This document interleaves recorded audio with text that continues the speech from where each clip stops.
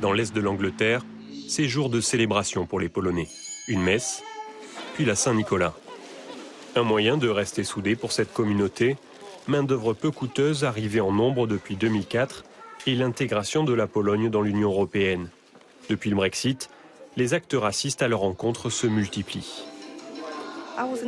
J'étais dans un bus et je parlais au téléphone avec ma mère en polonais. Et quelqu'un a commencé à me crier « Rentre chez toi, parle notre langue. Le Brexit aura ta peau. » Mon patron m'a dit « T'es qu'un putain de migrant, avec une langue de migrant à la con. » Dans la ville côtière de Lowestoft, les Britanniques ont voté à plus de 60% pour le Brexit. Et dans la région, le score dépasse facilement les 70%.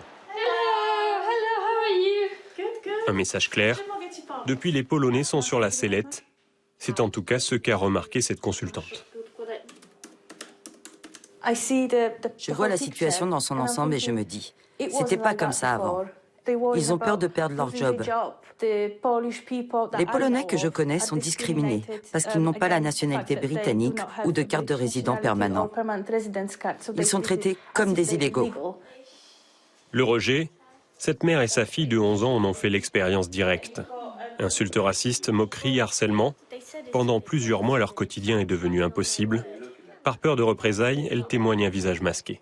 Ils disaient que je suis une sale petite Polonaise, que je n'ai pas ma place ici, que je ne mérite pas d'avoir des amis, que je devrais rester toute seule parce que personne n'aime les Européens. Je ne sortais plus la plupart du temps. Et même quand je le faisais, c'était avec ma mère. Le plus choquant pour la mère de Julia fut l'absence de réaction de la police. Le policier m'a dit, si ça ne vous plaît pas, vous n'avez qu'à déménager. Et si ça ne vous va pas quand même, vous n'avez qu'à rentrer dans votre pays. Depuis le Brexit, ces cas de discrimination sont devenus courants. Les Polonais sont près d'1 million en Angleterre, autant de personnes qui doutent désormais de leur avenir dans ce pays.